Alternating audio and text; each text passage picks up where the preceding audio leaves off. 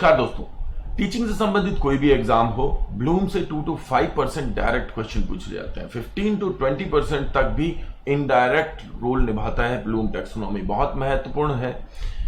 तो चलिए शुरुआत करते हैं। All important topic Bloom taxonomy. Bloom taxonomy यानी कि ब्लूम का वर्गीकरण। ब्लूम जो कि ये मानते थे कि कोई भी व्यक्ति दुनिया में चाहे वो कहीं पर भी हो, वो कुछ भी लर्न कर सकता है अगर उसे सही तरीके की कंडीशंस प्रोवाइड की जाए लर्निंग की। ब्लूम ने जो सिद्धांत दिया, जो टैक्सोनॉमी दी, उसके लिए उन्होंने अपने कुछ सहयोगियों यानी टीचर्स और कुछ स्टूडेंट्स के साथ मिल करके और एक टैक्सोनॉमी तैयार की। ये टैक्सोनॉमी शुरुआत में कॉग्निटिव क्षेत्र में तैयार की गई, उसके बाद साइकोमोटर के लिए और बाद में अफेक्टिव के लिए भी। इस तरीके से 3 डोमेन्स में इसे डिवाइड किया गया। जब वो ऐसा कर रहे थे उस वक्त उन्होंने माना कि rather than just remembering fact, केवल रोट मेमोराइजेशन नहीं बल्कि प्रोसेस, प्रोसीजर एंड प्रिंसिपल्स के साथ order to promote higher form of thinking in education, हमें एनालाइजिंग एंड इवैल्यूएशन जैसे कॉन्सेप्ट्स को एजुकेशनल सिस्टम में जोड़ देना चाहिए। उसके बाद से ही ब्लूम का टैक्सोनॉमी का एक महत्वपूर्ण योगदान हो गया हमारे वर्तमान एजुकेशनल परिवेश में, शैक्षिक परिवेश में। आज ब्लूम टैक्सोनॉमी हर तरीके से एक महत्वपूर्ण रोल निभाती है। तो यहां पे आपको 2 चीजें याद रखनी है। एक तो promoting higher form of educational thinking के लिए यह बनाया गया था, जिसमें कि एनालाइजिंग और इवैल्यूएशन जैसे कॉन्सेप्ट्स आते हैं, यानी कि प्रोसेस, प्रोसीजर और प्रिंसिपल्स, केवल रोट मेमोराइजेशन नहीं। तो आप इसको ध्यान रखेंगे। अब यहां पे ये देखते हैं कि इस सेक्शन से क्वेश्चन किस तरीके से पूछे जाते हैं। तो देखिए, दिए गए विकल्पों में कौन सा उच्च स्तरीय चिंतन का उदाहरण है? तथ्यों को समझकर याद करना, अनुभवों के आधार पर संकल्पना निर्माण करना, संकल्पनाओं के आधार पर चिंतन करना, या संकल्पनाओं को विश्लेषित और मूल्यांकन करना। अब इस क्वेश्चन के अंदर अगर देखा जाए तो यहां पे सबसे पहला कह रहा है समझकर याद करना, यानी कि मेमोराइजेशन, अनुभवों के आधार पर संकल्पना निर्माण करना। तो जब वो कॉन्सेप्ट बना रहा है तो जैसे पहले वाले में वो समझ रहा है तो समझ के याद कर रहा है, नहीं अंडरस्टैंडिंग के बाद मेमोराइज कर रहा है, और दूसरे में वो कॉन्सेप्ट बना रहा है यानी समझ रहा है उसको। संकल्पनाओं के आधार पर चिंतन करना, यानी on the basis of prior जो उसकी जो कॉन्सेप्ट्स है उसके आधार पे सोचना, लेकिन संकल्पनाओं को विश्लेषित और मूल्यांकन करना। अभी हमने पिछली स्लाइड में देखा कि इवैल्यूएशन एंड एनालिसिस, तो जहां पर भी इवैल्यूएशन एनालिसिस हो रहा है, they are higher form of thinking. तो इस तरीके के प्रश्न पूछे जाते हैं। तो आगे देखते हैं। He identified 3 domains of educational activities और learning। ब्लूम ने अपने सहयोगियों और विद्यार्थियों के साथ मिलकर के 3 डोमेन्स खोजे। आप इन 3 डोमेन्स को देखिए। फीलिंग, इमोशन या एटीट्यूड और सेल्फ, जो कि अफेक्टिव डोमेन का हिस्सा था। मेंटल स्किल्स या नॉलेज, जो कि उसके अनुसार कॉग्निटिव डोमेन का हिस्सा था। और फिजिकल स्किल्स, मैनुअल, जो कि साइकोमोटर डोमेन का हिस्सा था। तो affective, cognitive and psychomotor 3 domains की बात की है। ब्लूम टैक्सोनॉमी 1956 में क्रिएट की गई थी एजुकेशनल साइकोलॉजिस्ट बेंजामिन ब्लूम के अंडर में। बहुत सारे लोगों ने मिलकर के उसमें काम किया था, जिसके आधार पे कि कॉन्सेप्ट, प्रोसेस, प्रोसीजर, प्रिंसिपल और इन सारी चीजों को एनालाइज और इवैल्यूएट करके समझने को ही मुख्य हायर थिंकिंग ऑर्डर के रूप में जोड़ा बेंजामिन ब्लूम ने। तो देखते हैं इस पे प्रश्न किस तरीके से पूछे जाते हैं। ये बहुत महत्वपूर्ण है कि हर चीज को आप इस नजरिए से देखें कि जब पढ़ रहे हो तो उसको ध्यान दें, लेकिन उसके तुरंत बाद आप ये जरूर सोचें कि इसको आपको किस नजरिए से देखना है, कैसे इस पे प्रश्न पूछे जाएंगे। तो अगर मैं बात करूं इस पिछली स्लाइड की, तो आपको सबसे पहले यहां पे क्या समझ लेना चाहिए कि फीलिंग, मेंटल स्किल्स और मैनुअल यानी कि साइकोमोटर, इन तीनों की बात हो रही है। क्या आपने इन तीनों की बात पहले नहीं पढ़ी है? आप सोच करके देखिए, पेस्टोलॉजी की वीडियो देखिए, HHH मिलेगा वहां पे, हेड, हार्ट एंड हैंड। और इसी तरीके का एक कॉन्सेप्ट गांधी के थॉट में भी मिलेगा आपको, जहां माइंड, बॉडी एंड स्पिरिट की बात कर रहे हैं। तो इसको कनेक्ट करके पढ़ना जरूरी है और यह समझना है कि अगर इस तरीके से भी क्वेश्चन पूछा जाए तो हम आंसर कर पाएंगे। तो देखते हैं इस पे क्वेश्चन किस तरीके से आ सकते हैं। क्वेश्चन, बेंजामिन ब्लूम ने टैक्सोनॉमी कब दी? तो 56, 55, 57, 58, आपको यहां पे आंसर देना होगा 56, जैसा कि हमने बात की। ब्लूम ने 1956 में इनमें से किस विषय पर टैक्सोनॉमी का विचार दिया? Learning style, lesson planning, learning by doing या हायर ऑर्डर थिंकिंग? तो हमने अभी बात की कि रोट मेमोराइजेशन के स्थान पर हायर ऑर्डर थिंकिंग की बात की थी किसने? बेंजामिन ब्लूम ने। तो यहां पे आंसर होगा डी। नेक्स्ट, सही विकल्पों का मिलान करें। यहां पे उसी से क्वेश्चन है जो हमने अभी बात की। ब्लूम, पेस्टलॉत्सी और गांधी, माइंड, बॉडी और स्पिरिट, हेड, हार्ट और hand, cognitive, psychomotor and affective, और इनको मैच करना है। तो ब्लूम ने कॉग्निटिव, साइकोमोटर एंड अफेक्टिव जिसकी बात की, तो कॉग्निटिव को हेड से कनेक्ट किया था पेस्टलॉत्सी ने, हैंड से साइकोमोटर को और हार्ट से अफेक्टिव को, और कहीं ना कहीं वहीं से आ रहा है। तो पेस्टलॉत्सी इसमें सबसे शुरुआती वो एजुकेटर थे, वो साइकोलॉजिस्ट थे, वो एजुकेशन साइकोलॉजिस्ट, फिलोसोफर थे, जिन्होंने कि इस थॉट को समझा था कि हमें 3 प्रकार की नॉलेज की जरूरत होती है, दिमाग की, दिल की और हाथों की। और इसी तरीके से गांधी ने इसको माइंड, बॉडी एंड स्पिरिट के रूप में रखा था। तो आप इसको समझ पाएंगे। नेक्स्ट देखते हैं, ब्लूम टैक्सोनॉमी के अनुसार मिलान करें। Feeling, psychomotor, thought, affective, body, cognitive. अभी हमने डिस्कशन किया कि फीलिंग अफेक्टिव डोमेन में जाएगी और थॉट कॉग्निटिव में जाएंगे और बॉडी साइकोमोटर में जाएगी। तो इस तरीके से ये जोड़ करना जरूरी है, ये एसोसिएशन करना जरूरी है, तभी आप समझ पाएंगे। ये टॉपिक थोड़ा सा बड़ा होता है, इसलिए हमने इसमें 2 वीडियो बनाई हैं। पहली में हम सिर्फ इंट्रोडक्शन और कॉग्निटिव करेंगे और अगली वीडियो में हम बाकी दोनों डोमेन करेंगे। Those domains are psychomotor and affective domain. तो ये रहा संज्ञानात्मक डोमेन यानी कि कॉग्निटिव डोमेन। तो कॉग्निटिव डोमेन बौद्धिक कौशलों के विकास में शामिल है। पुनर्स्मरण, पहचान, प्रक्रियागत स्वरूप और परिकल्पनाएं शामिल होती हैं इसमें। इसकी 6 मुख्य श्रेणियां हैं। श्रेणियां हमेशा याद रखें, कितनी श्रेणियां हैं? 6 मुख्य श्रेणियां हैं। ये बेसिकली होती तो थी संश्लेषण और मूल्यांकन पहले जो बनाए गए थे ब्लूम द्वारा, लेकिन बाद में जब इनका गहन अध्ययन किया गया और बाद के शोधकर्ताओं ने इसे चेंज करके 1993 में सबसे पहली बार इस पे चेंज किया गया था और ये मूल्यांकन की जगह पे संश्लेषण कर दिया गया। इस तरीके से अब नॉलेज सबसे पहला और सिंथेसिस सबसे बाद में, सबसे लास्ट में आता है। यानी कि अगर इसमें हाईएस्ट ऑर्डर ऑफ थिंकिंग की तरफ जाएं तो सिंथेसिस आता है। लेकिन याद रखिएगा, कई बार क्वेश्चन जो होता है वो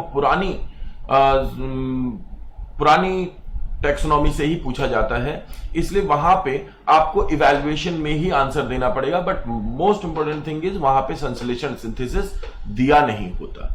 तो अगर दिया हुआ हो तो आप उसे चुनौती कर सकते हैं नए रिसर्च के आधार पे, लेकिन सिंथेसिस नहीं दिया होता और फिर पूछा होता है कि कौन सा सबसे उच्च स्तरीय चिंतन का रूप है।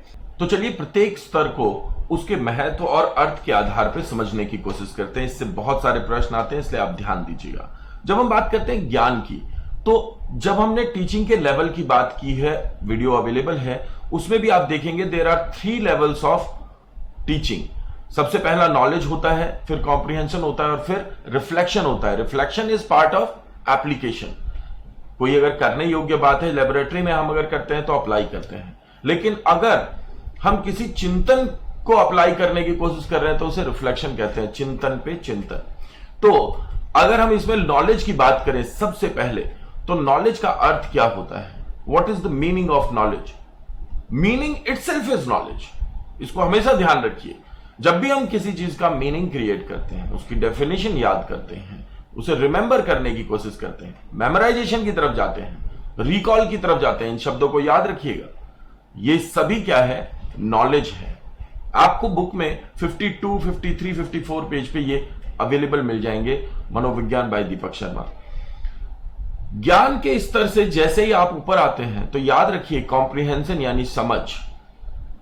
हमने एक स्पेशल वीडियो बनाया हुआ है ज्ञान और समझ में अंतर, उसमें आपको मिल जाएगा 3C का मेथड। जब हम किसी भी ज्ञान में संदर्भ को जोड़ देते हैं, जब हम ज्ञान में संदर्भ को जोड़ देते हैं, इसका अर्थ क्या है कि किसी एक जगह से जो प्राप्त किया है ज्ञान और उसको अगर एग्जाम्पल में जोड़ देते हैं। फॉर एग्जाम्पल, अगर हम देखते हैं कि ये क्या है, तो ये है पेन, लेकिन इस पेन की एक इमेज मैंने अपने दिमाग में क्रिएट कर ली, पर अगर मैं इसे यूज करके देखूं, इसे अप्लाई करके देखूं, तो उस दौरान मैं एक संदर्भ से जोड़ूंगा कि मैंने वहां पे इसे लिख करके देखा था। या फिर मैं अगर जानकारी कर रहा हूं कि ग्रेविटी क्या होती है, और ग्रेविटी आपने पढ़ लिया अगर स्कूल की कक्षा में कि भाई ग्रेविटी होती है कि पृथ्वी अपनी तरफ चीजों को खींचती है, लेकिन जब तक मैंने किसी चीज को गिरा करके और अनुभव नहीं किया तब तक वो मेरे लिए रिकॉल बेस्ड क्वेश्चन है।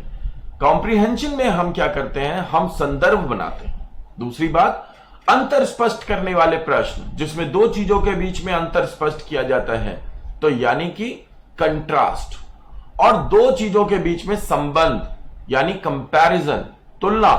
तो जब कंपेयर करते हैं, कंट्रास्ट करते हैं और कॉन्टेक्चुअलाइज करते हैं, यानी संदर्भ बनाते हैं, अंतर करते हैं और उसकी तुलना करते हैं, तो इससे हमारे दिमाग में उसके समझ क्रिएट होती है।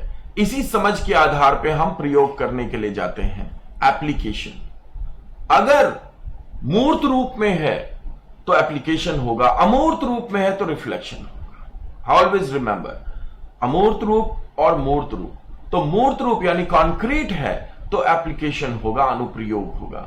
लेकिन अगर अमूर्त रूप है, एब्स्ट्रैक्ट है, तो फिर आप उस पर विचारशील चिंतन करेंगे, और ये एप्लीकेशन का लेवल है। तो एप्लीकेशन से क्या होता है, तो पहले वाले से आपने याद किया, दूसरा यानी कॉम्प्रिहेंशन से आपने समझ बनाई, और एप्लीकेशन से स्किल डेवलपमेंट होता है। आपकी ट्रेनिंग में सबसे ज्यादा आपको एप्लीकेशन करवाने की तरफ ले जाया जाता है। उसके बाद आप एनालाइज करते हैं। एनालाइज मतलब क्या होता है, एनालिसिस होता है श्रेणीकरण या वर्गीकरण। आप याद करके देखिए तीसरी स्टेज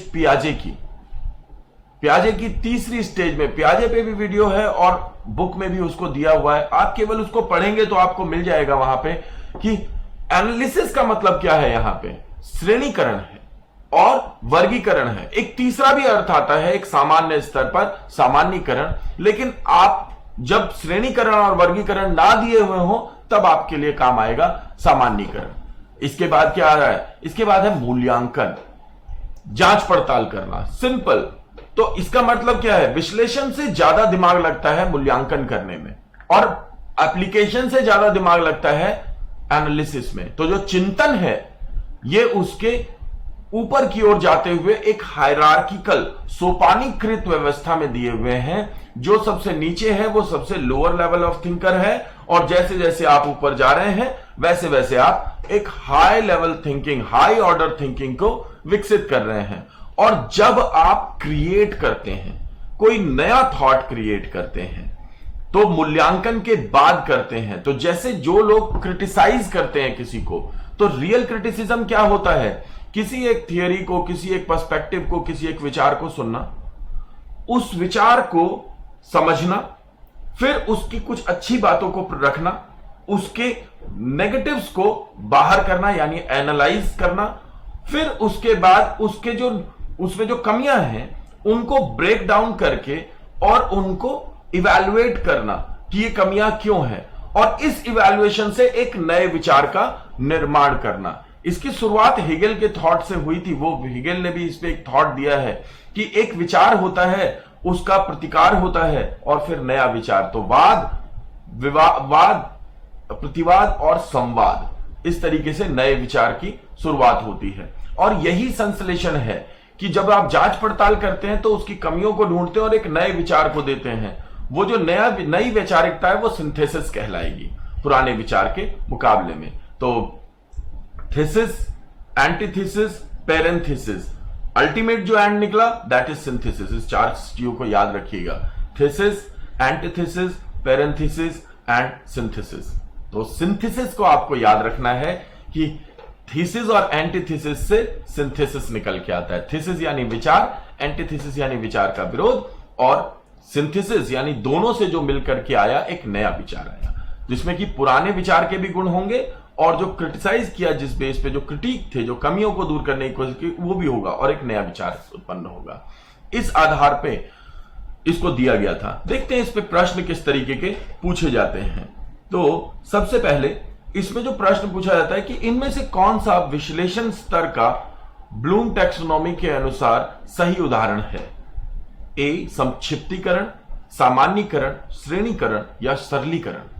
अब मैंने आपको बताया था कि भाई सामान्यीकरण भी एक रूप हो सकता है, लेकिन जब सामान्यीकरण और श्रेणीकरण दोनों दिया हुआ है तो आप श्रेणीकरण पर टिक मार्क करेंगे, सामान्यीकरण पे नहीं करेंगे, राइट? तो क्योंकि सामान्यीकरण के बाद श्रेणीकरण होता है। सामान्यीकरण क्या है? सामान्यीकरण है कि बहुत सारी चीजें आपके साथ सामने रखी हुई हैं, आपने क्या किया, उन्हें उनके रंगों के आधार पे अलग कर लिया। एक हो गई लाइट कलर्स, दूसरे हो गए डार्क कलर्स।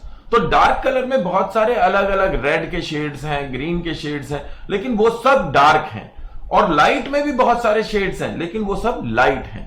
तो उनमें कोई एक समानता के आधार पे उन्हें एक सामान्य कैटेगरी में रख देना सामान्यीकरण होता है। और जो हमने दो श्रेणियां बना दी, ये श्रेणीकरण हुआ। तो उनमें सामान्यता क्या देखी हमने? कलर आधारित। तो ये हुआ सामान्यीकरण, और सामान्यीकरण के कारण ही हम श्रेणीकरण कर पाए। तो श्रेणीकरण सामान्यीकरण से भी ऊपर का चिंतन है, इसलिए आंसर होगा सामान्यीकरण और श्रेणीकरण। आगे बढ़ते हैं। ब्लूम टैक्सोनॉमी के अनुसार चिंतन का सर्वोच्च स्तर कौन सा है? दिया हुआ है कॉम्प्रिहेंसिव, मीनिंग ड्रॉ करना, क्लासिफिकेशन या असेसमेंट एंड इवैल्यूएशन। तो कॉम्प्रिहेंशन, मीनिंग ड्रॉ करने के तुरंत बाद कॉम्प्रिहेंशन आता है, उसके बाद में क्लासिफिकेशन एनालिसिस के रूप में आता है, और सबसे ऊपर इनमें से असेसमेंट और इवैल्यूएशन होगा। इसलिए आंसर असेसमेंट और इवैल्यूएशन होगा। आशा करता हूं कि आपको यह समझ में आया होगा कि ब्लूम टैक्सोनॉमी में कॉग्निटिव डोमेन क्या है। साइकोमोटर और अफेक्टिव डोमेन अगली वीडियो में रहेगा। अब तक के लिए इतना ही। Thank you so much.